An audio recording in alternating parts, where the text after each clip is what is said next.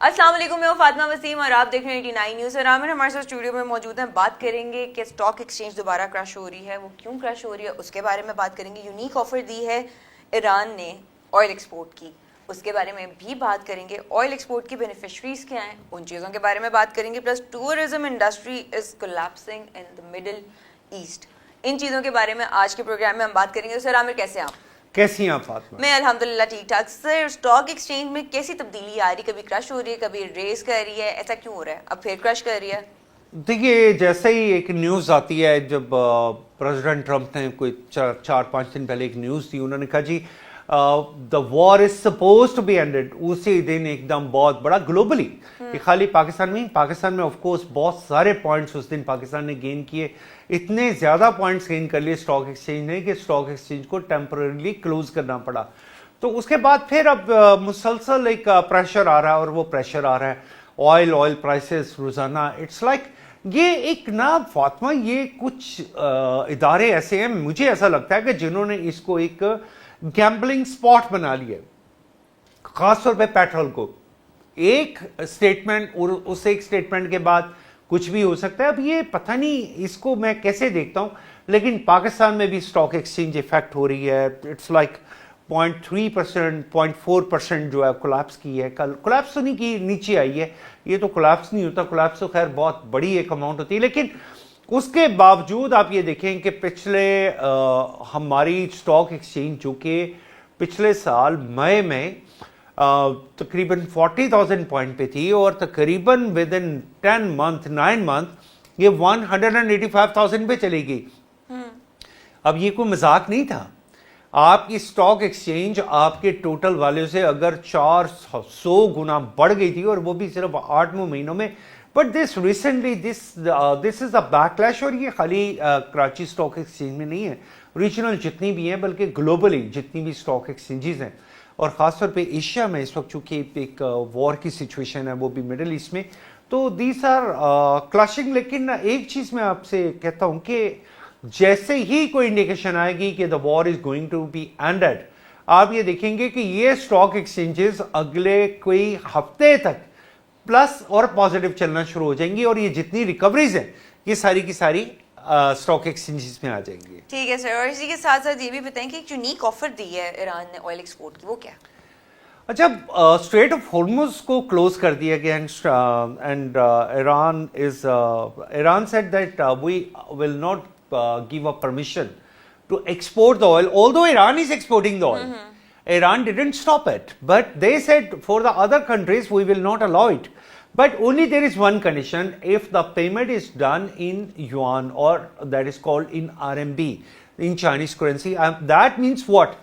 They are strongly going for the de-dollarization, and the de-dollarization is what? They said that okay, that ship or that this oil carrier, they can pass through the Strait of Hormuz if the payment is made in yuan, yani RMB. So that I feel like globally there was one point when it was considered that there is a dollar petroleum, yani they engaged dollar with the petroleum, but this is happening first time ever. Like a country like Iran, they have announced it. Okay, we will allow, it's not only for Iranian petrol, for regional petroleum exports. They said what? We will allow to all if you will pay the payment in yuan, in RMB. So this change really for me, it's like a big surprise, and I will really salute to this Iranian regime also, like they got this courage. اور right sir, اور اس کے ساتھ ساتھ بات کریں گے oil export beneficiaries پہ۔ میں اسی ایک اور بات کہتا ہوں کہ یہ ایک بڑا، ایک بہت بولڈ ڈیسیژن ہے ایران کا۔ یہ کوئی معمولی ڈیسیژن نہیں ہے کہ آپ کہیں کہ جی اوکے ہم صرف ایکسپورٹ کریں گے تو وہ RMB میں یا یوان میں کریں گے، انہوں نے کسی اور کرنسی کا نام کیوں نہیں لیا؟ تو اس کا مطلب ایک اور ہے کہ Iran consider that China is very close ally with Iran, so that is one reason. اور پھر دوسرا، اس پہ ان کو اعتماد ہے، اس کرنسی پہ اعتماد ہے۔ اچھا، اب آپ نے جو کہا ہے کہ اس کے بینیفیشریز، اچھا بینیفیشریز بالکل بینیفیشریز، سب سے بڑے بینیفیشریز تو آپ کے سامنے ہیں۔ یہ نہیں کہ پیٹرول کی کنزمپشن کم ہوگی ہے. پیٹرول کی کنزمپشن کم نہیں ہوئی فاطمہ, پیٹرول کی کنزمپشن وہی کھڑی ہے. لیکن جو یہ رائز آف دا پرائس ہوا ہے, یہ رائز آف دا پرائس سے اب کس کس کو فائدہ ہو رہا ہے؟ ٹیکنیکلی رشیا سب سے بڑا ایکسپورٹر ہے, میں بار بار کہتا ہوں رشیا از ان بینیفٹ. پھر امریکہ بھی اپنے ریزروز کو اور اپنے آئل کو مارکیٹ میں فلوٹ کر رہا ہے. اب وہ جو ہم کہہ رہے ہیں نا کہ جی اس کے $12 بلین خرچ ہو گئے وار پہ, اتنے $1 بلین ہو گئے, خرچ ہو گئے, بالکل ہو گئے. لیکن اس کے ساتھ یہ جو آئل سے بینیفٹ لے رہا ہے, آئل کی ایکسپورٹ سے جو بینیفٹ لے رہا ہے Fatima, that is such so huge کہ اس بینیفٹ کے آگے یہ بینیفٹ جو ہیں, یعنی کہ اگر وہ $12 بلین خرچ کر رہا ہے تو اس کو جو آئل کی ایکسپورٹس پہ اور آئل کو ریگولیٹ کرنے پہ جو اس کو پروفٹ ہو رہا ہے, کبھی اس کو کسی نے دیکھا ہے؟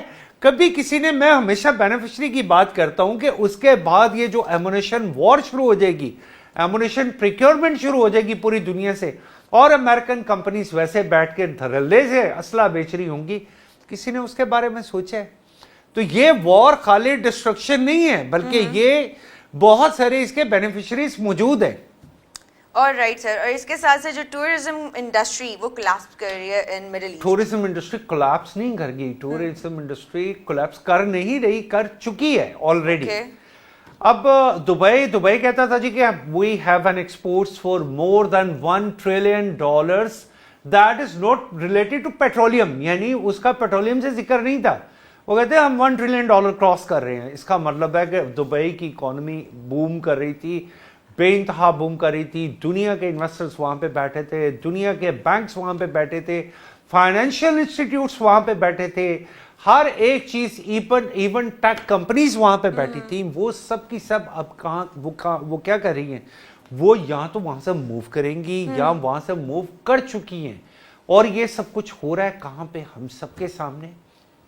اچھا, اب دوسرے نمبر پہ اب ان کی اگر جی ڈی پی کو اگر آپ دیکھیں تو کہا جاتا ہے کہ یو اے ای کی اور عمان کی جی ڈی پی کو 4-5% کا دھچکا لگے گا. 4-5% کا دھچکا بہت بڑا دھچکا ہوتا ہے ویسے, لیکن آن دا ادر سائڈ اگر قطر کو دیکھیں اور کویت کو دیکھیں تو یہ بھی کہا جا رہا ہے جی کہ ان کی اکانومیز کو 15%-20% تک کا ان کی جی ڈی پی کو دھچکا لگ سکتا ہے. اس کا مطلب ہے کہ وہ ان کو ایک اچھا خاصا جو ہے نا وہ بیکلاش آئے گا ان کی اکانومی میں. اچھا, اس سے انمپلائمنٹ کے بہت سارے انمپلائمنٹ کے چانسز ہیں. اب ہم یہ تو دیکھ رہے ہیں کہ یو اے ای میں لوگ بھاگ رہے ہیں, دوڑ رہے ہیں, یہ ہو رہا ہے, وہ ہو رہا ہے. دو چیزیں ہو سکتی ہیں, ایک تو نئی اپورچونٹیز بھی آ سکتی ہیں جاب کی, اور ایک دوسری کام بات یہ ہو سکتا ہے کہ وہ جو امپلائر تھے اگر وہ نہیں رہیں گے تو امپلائمنٹ کس سے ملے گی. تو یہ بہت سائڈ جا سکتا ہے. ابھی تک یہ بات جو ہے میرے لیے ایک مہمہ ہے. آپ نے ریکنسٹرکشن میں جانا ہے, آپ نے ری ڈیولپمنٹ میں جانا ہے, بہت سارے چانسز ہیں.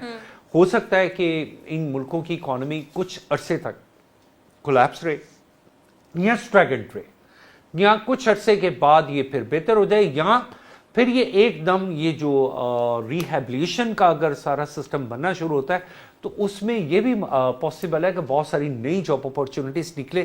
بٹ رائٹ ناؤ یہ مڈل ایسٹ میں یہ لوگ سفر کر رہے ہیں. مڈل ایسٹ میں اگر اس بزنس کی وجہ سے سب لوگ سفر کر رہے ہیں سر, تو کیا یہ آنے والے وقت کے اندر آپ کو لگتا ہے کہ کوئی اسٹیبلٹی آ سکتی ہے؟ میرا خیال ہے کہ جب تک, کیونکہ انہیں کوئی بڑے میئرس لینے پڑیں گے, but we have to leave it by the time. Right, تو اسی کے ساتھ ہمیں اجازت دیجیے. نہیں, آپ نے ٹورزم نہیں, ابھی تو ہمارا 9 منٹ ہوئے ہیں.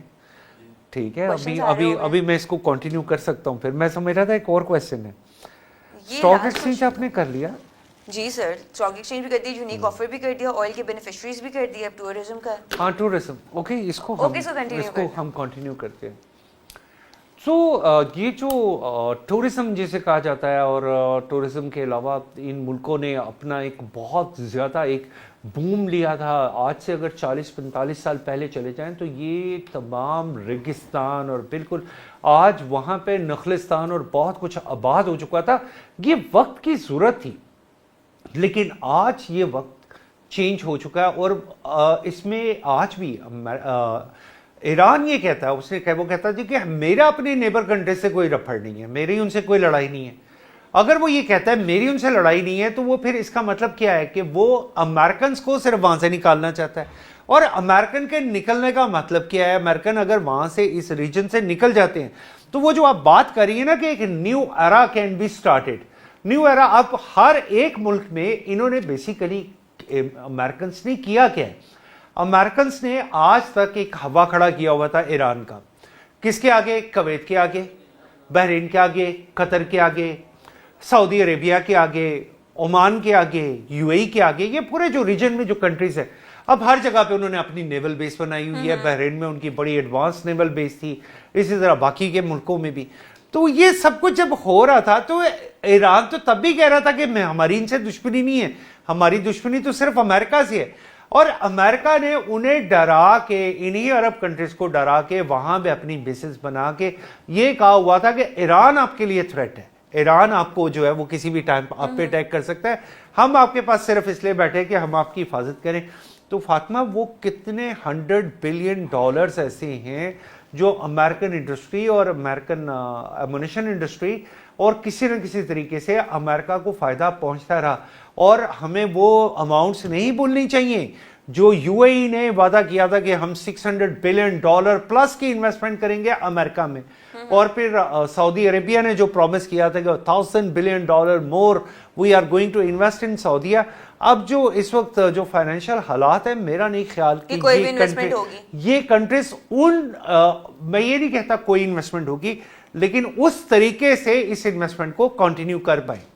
چلیں ٹھیک ہے سر, تھینک یو سو مچ. اور اسی کے ساتھ ہم دونوں کو اجازت دیجیے, انشاءاللہ جلد حاضر ہوں گے, تب تک کے لیے اللہ حافظ.